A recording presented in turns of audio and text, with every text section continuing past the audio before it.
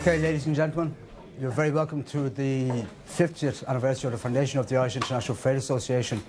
Thank you very much for all taking time out of your busy schedules and active retirement schedules to come and join us in this day of celebration. Colin Walsh will be saying a few words on behalf of the association during the next few minutes, but again, thank you very much for coming and may you enjoy the afternoon with us all. Colin? As ocht an seacht in the tá gwen tá sé rúnach, cúpla focail a labhart of dús. Dá bhrí sin chuireann 140 riamh gach ile atá ling inniuh. And for those of you who don't speak the lingua franca of the place, we'd like to welcome everybody, and in view of the fact that we're in St. Patrick's Week, that we'd like to welcome you all. And without any further, I would like to sort of introduce, because a lot of you don't know who is who, because we're talking about different generations here. And I'd first like to point out Sean McCool is second from the left here. Michael Connolly, just behind you there. If you just put up your hand so that we know. Michael's past president, exactly.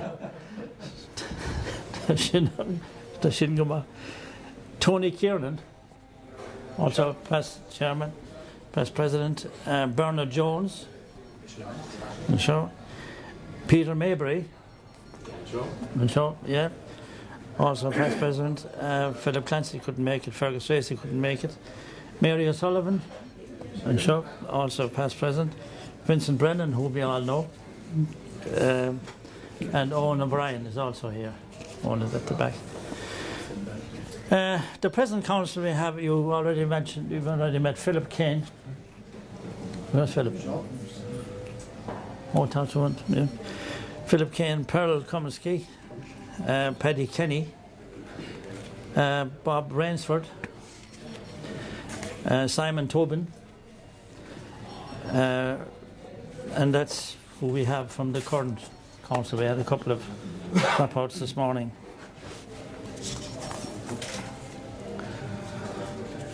And I would particularly like to welcome here today Mr Aedan Archer. I'm sure Aedan must have been wondering why I left his name out, because I left it to the last of the list, who is the only living attendee at that meeting 50 years ago today in this, not this particular room I guess, but in these premises. So he's the only living attendee at that meeting, and we're celebrating here today. I would like you to show your appreciation of his attendance here with us today.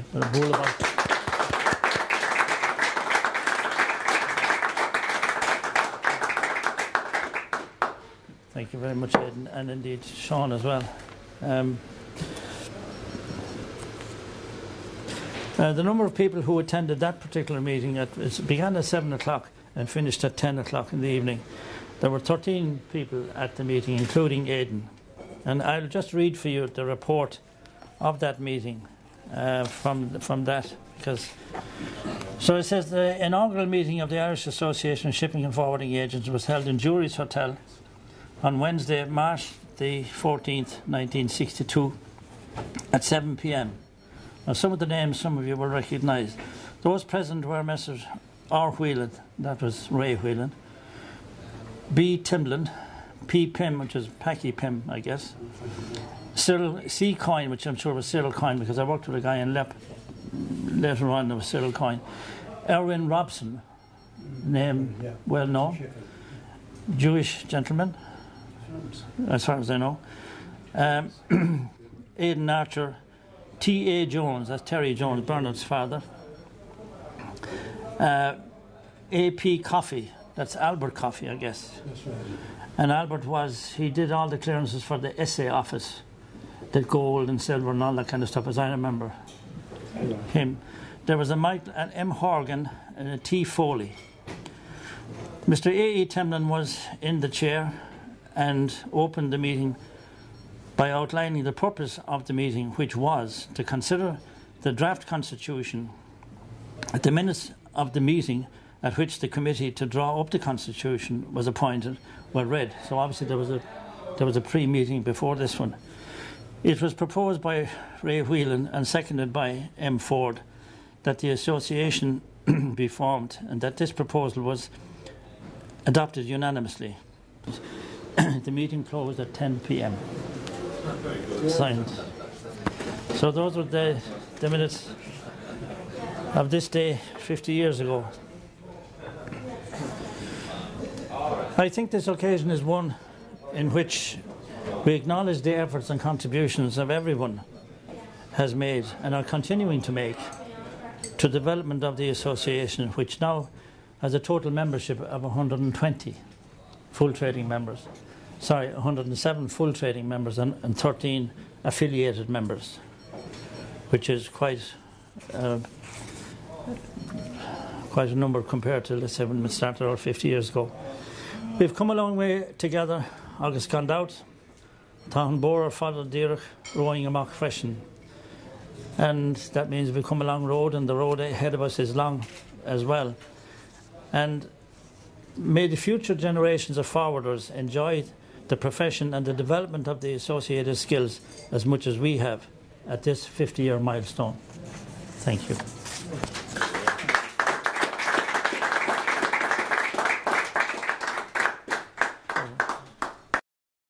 Aidan, would you like to make a comment?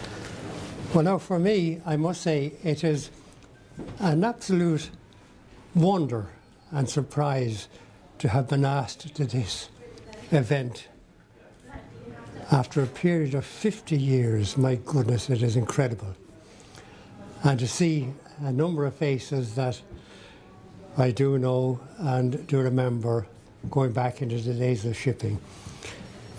Now, there are so many stories I could tell about what shipping was like, and it was the days going down to the Northwell extension to get goods cleared with your papers, which had gone through the custom house.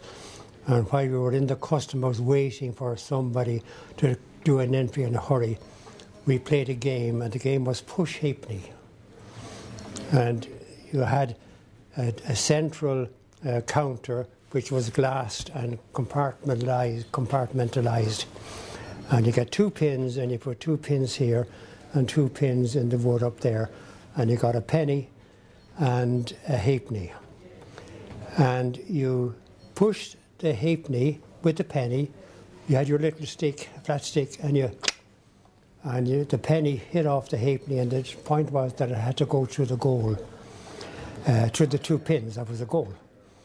And we played that for hour after hour while we were waiting to get the entry cleared, and somebody in the customer to put a stamp on it, you know what I mean, to say that was it. Then you had to go down to the Northwell extension, because most of the cargo that we would be dealing with came into the Northwell extension. And you had dutiable goods and you had free goods, and they both had different entries. And when you went down, then you had to try and get a customs officer in good form and persuade him that this was vitally urgent. The whole future of the country was dependent on getting this stuff delivered, because your customer told you, "You're awful slow. I can go to Joe Soap and he'll have it done in a day. You know, why is it taking you 3 days?" And you had to face that every day, face that situation. Oh Lord, I think we have. But anyway, it's been lovely, and I do wish the association every success and long, long years, and that it will grow and grow, and there will be many more agents all making a living out of shipping. Thank you. Thank you.